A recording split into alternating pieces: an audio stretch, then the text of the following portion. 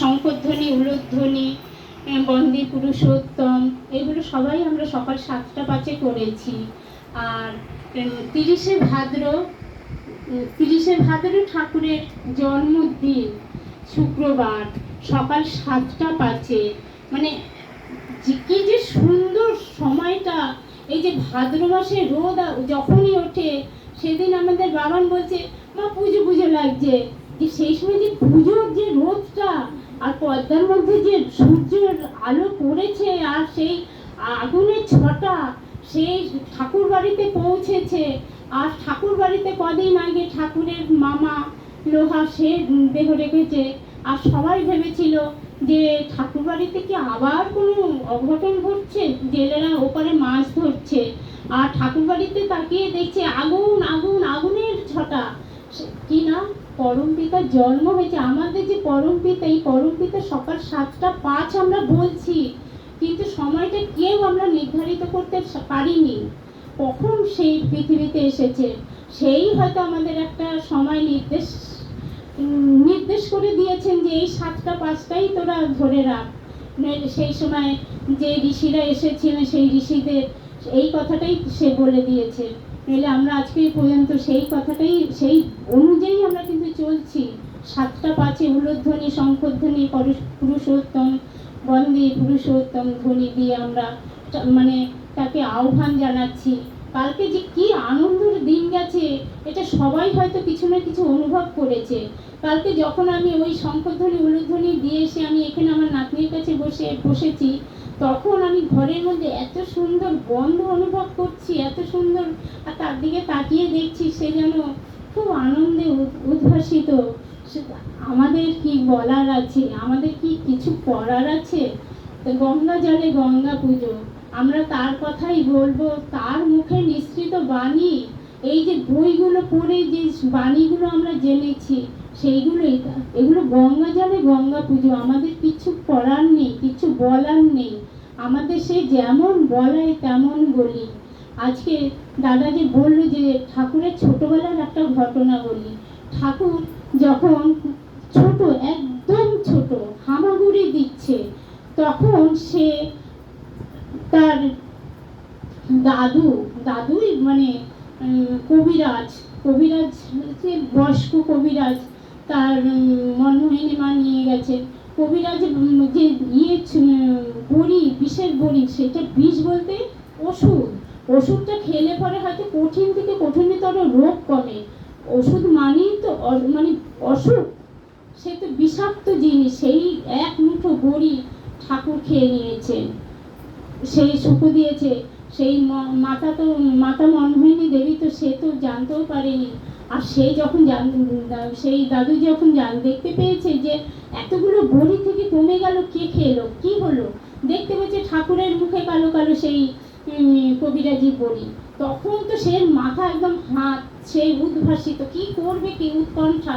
সে মনু করে চিৎকার করছে, মনু তুই দেখ তো ছেলে কি অঘটন ঘটিয়েছে, আজকে কি হয়, আজকে বোধহয় তোর ছেলে আর বাঁচবে না। তখন সে কি করলো, সেই ঠাকুরকে যখনই জিজ্ঞাসা মানে দেখানো, ঠাকুর হি হি করে হাসছে। এই যে ঘটনাগুলো, এইগুলো কিন্তু কৃষ্ণর সাথে কিন্তু একদম একদম রিলেটেড। কেন, যখন যশোদা মার কাছে বসে যখন মাটিটা খেয়ে নিল, মাটি খেয়ে যখন এ করলো, তখন সবাই মাতা বলছে যে এই বাবা তুই মাটি খেয়েছিস, হা করেছে, দেখছে তার মুখের মধ্যে ব্রহ্মাণ্ড ঘুরছে।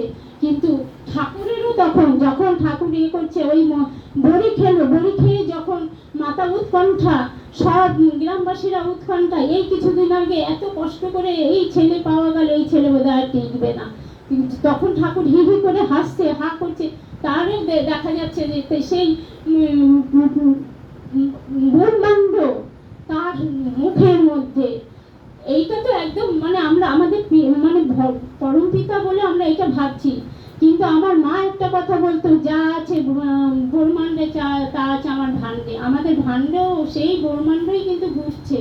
সেই ব্রহ্মাণ্ডকে যদি জাগ্রত করা যায়, তবে কিন্তু আমরা এত আনন্দ পাবো যে বলার নয়। আমার বেশি কিছু বলবো না, আমার বোন বলবে ঠাকুর সম্বন্ধে। বলবো আমার এটা গেল একটা ঘটনা। এরপরে ঠাকুরকে নিয়ে, ঠাকুর ছোট হামাদায়, সে গেছে এক আত্মীয় বাড়িতে, সেখানে গিয়ে সে আবার কৃষ্ণ পুজো করে সেই দাদা, মানে মনমোহিনী মার মামা, সে কি কৃষ্ণ পুজো করে। সেখানে গেছে, সেখানে গিয়ে দেখছে যে ঠাকুরের বিগ্রহের সিংহাসনের উপরে শ্রীকৃষ্ণ, গোপাল রয়েছে। সে কি করছে, গোপালকে নামিয়ে, ঠং ঠাং আওয়াজ হচ্ছে, গোপালকে নামিয়ে নিজেই সিংহাসনে বসে গেছে। কিন্তু যখন সে নিবেদন করতে বসেছে ঠাকুরের সব ভোগ, সে কি করতো, সে ভোগ যা কৃষ্ণকে দিত সেই ভোগই সে খেত, গোপালকে যা দিত ভোগ সেই ভোগই সে খেত।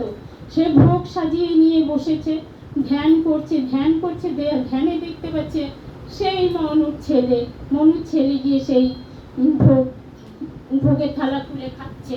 কিন্তু তখন মনুকে ভৎসনা করছে যে তোর এত দুষ্টু ছেলে তুই নিয়ে আসছিস, তুই ছেলেকে আটকাতে পারিস না।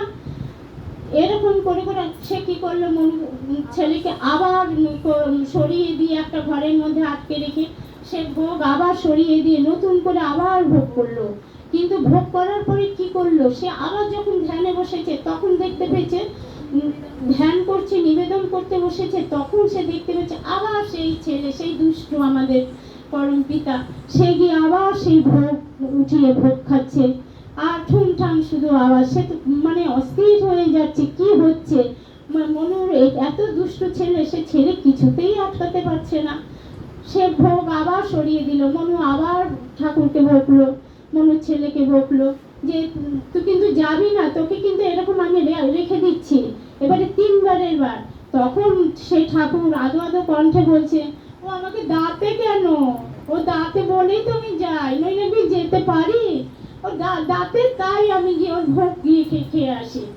তখন সেই মামা সে কি করবে, বলে আমি যাকে এতদিন আমি চেয়েছি, সেই যে তোর ছেলে, সেই যে স্বয়ং নারায়ণ, সেই যে স্বয়ং কৃষ্ণ, আমি তো এরই প্রার্থনা সারা জীবন ধরে করে গেছি, আজ সে আমার ভোগ খেয়েছে। মনু কিচ্ছু বলবি না, সে কোলে তুলে নাচছে, আনন্দ করছে সেই ছেলে তুলে, যে সে কি আনন্দ, কি অপার আনন্দ, অপার আনন্দ, অপার আনন্দ। জয় সন্ত মঙ্গল কামনা করি আমার বলে এখানে শেষ করছি। জয়গুরু। রিনামা সুন্দর করে ঠাকুরের বাল্য জীবন পরিবেশন করলেন।